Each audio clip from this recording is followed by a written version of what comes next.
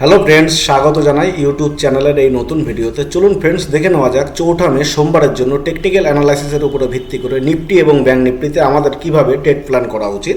আর তার আগে আমরা দেখে নেব কালকের ভিডিওতে আমরা টেকনিক্যাল লেভেলগুলো কি আলোচনা করেছিলাম, সেগুলো কতটা কার্যকারী হয়েছে।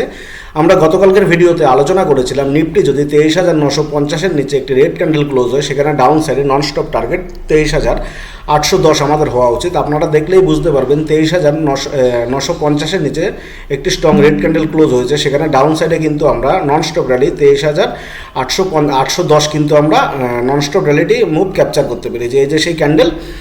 তা চলুন ফ্রেন্ডস, আমরা দেখে নেব টেকনিক্যাল চার্টের উপর নির্ভর করে 4 মে সোমবারের জন্য আমাদের টেকনিক্যাল প্ল্যান কিভাবে করা উচিত। আর তার আগে আমি আমার নিজের ব্যাপারে পরিচয় দিই। আমি আশু রঞ্জন দাস। আমি বিগত 9 বছরেরও বেশি সময় থেকে শেয়ার মার্কেটের সঙ্গে যুক্ত। আর আমি প্রতিদিন আসি এই চ্যানেলের মাধ্যমে নিফটি এবং ব্যাংক নিফটিতে কীভাবে আমাদের ট্রেড প্ল্যান করতে হয় টেকনিক্যাল অ্যানালাইসিসের উপরে ভিত্তি করে। আর আপনারা যদি ডেইলি ভিডিও আপডেট পেতে চান, অবশ্যই চ্যানেলটি সাবস্ক্রাইব করে সঙ্গে থাকবেন। নিফটি আমরা টেকনিক্যাল অ্যানালাইসিস করতে গেলে প্রথমে চলে আসবো 15 মিনিটের টাইম ফ্রেমে। 15 মিনিটের টাইম ফ্রেমে এলে লক্ষ্য করলে দেখতে পারবেন নিফটি কিন্তু খুব সুন্দর একটি আপট্রেন্ড মুভ দেখাচ্ছে। তো সেখানে আমরা নিফটি বুলিশ সাইডে ট্রেড প্ল্যান কখন করতে পারি। অ্যাকচুয়ালি বুলিশ সাইডে ট্রেড প্ল্যান ফ্রেন্ডস আমাদের কন্ডিশন দুটো কিন্তু অ্যাপ্লাই করব। তা প্রথম কন্ডিশনটি আমি আগে অ্যাপ্লাই করি, আপনারা ভালোভাবে বুঝুন। নিফটি যদি 23,960-এর ওপরে একটি 15 মিনিটের স্ট্রং গ্রিন ক্যান্ডেল ক্লোজ হয়, 23,960-এর উপরে 15 মিনিটের একটি স্ট্রং গ্রিন ক্যান্ডেল ক্লোজ হয়, সেখানে আপার সাইডে আমাদের প্রথম টার্গেট হওয়া উচিত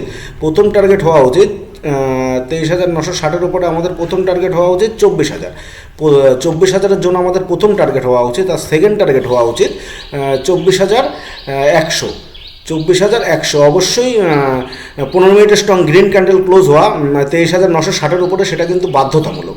তাহলে আমরা প্রথম টার্গেট আশা করতে পারি 24,000 এবং সেকেন্ড টার্গেট আশা করতে পারি 24,100 হচ্ছে আমরা সেকেন্ড টার্গেট আশা করতে পারি।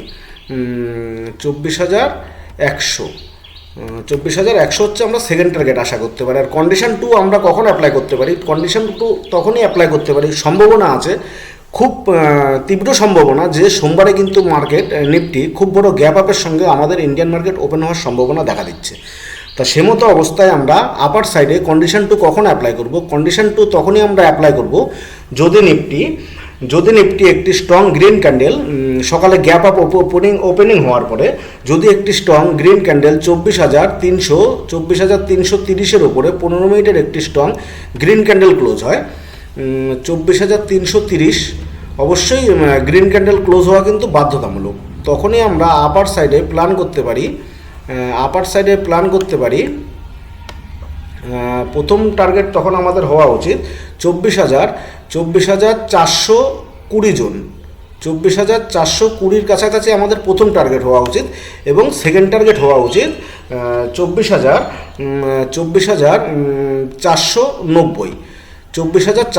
এটা হচ্ছে গ্যাপ আপ ওপেনিং হওয়ার পরে যদি ক্যান্ডেল 15 মিনিটের স্ট্রং গ্রিন ক্যান্ডেল 24,330-এর উপরে 15 মিনিটের স্ট্রং গ্রিন ক্যান্ডেল ক্লোজ হয়, তখনই কিন্তু আমরা কন্ডিশন 2 অ্যাপ্লাই করব। তা প্রথম টার্গেট হওয়া উচিত 24,420 এবং সেকেন্ড টার্গেট হওয়া উচিত 24,490। সেকেন্ড টার্গেট হওয়া উচিত 24,490। আর আমরা নিফটি বিয়ারিশ কখন হতে পারি? আমরা বিয়ারিশ নিফটি ট্রেড প্ল্যান তখনই করতে পারি নিফটি যদি আমি আগে নিচের টার্গেট এবং রেজিস্ট্যান্স জোনগুলো গতকালকে যেগুলো মার্ক করেছিলাম সেগুলো আগে সম্পূর্ণ ক্লিয়ার করে দিই, তাহলে বোঝাতে সুবিধা হবে, আপনাদের কোনো অসুবিধা হবে না। তা ডাউন সাইডে আমরা ট্রেড প্ল্যান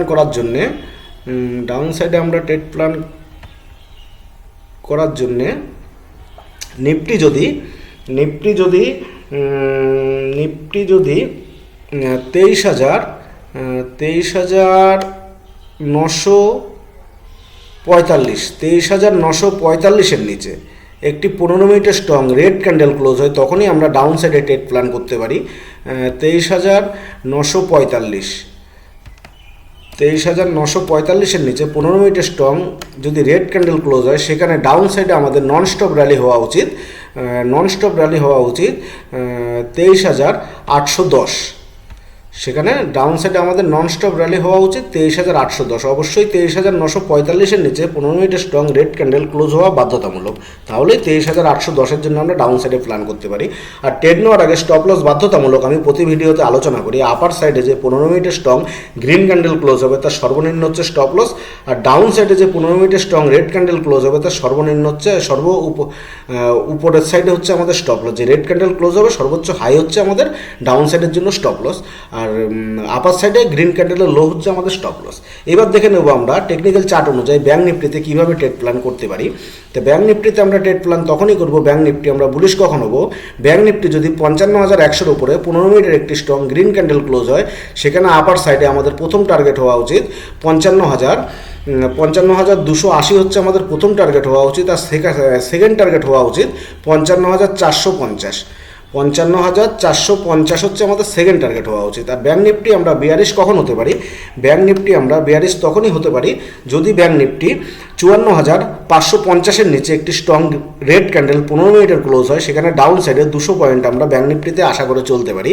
তো সেখানে আমাদের ব্যাংক নিফটি ডাউন সাইডে টার্গেট হতে পারে 54,350-এর কাছাকাছি ডাউন সাইডে আমাদের টার্গেট হতে পারে। আর ট্রেড নেওয়ার আগে স্টপ লস বাধ্যতামূলক, নিফটির ক্ষেত্রে এবং ব্যাংক নিফটির ক্ষেত্রে একই পদ্ধতিতে কিন্তু আমাদের স্টপ লস রাখতে হবে। তা ধন্যবাদ ফ্রেন্ডস, ভিডিওটি কেমন লাগলো কমেন্ট সেকশনে জানাতে ভুলবেন না।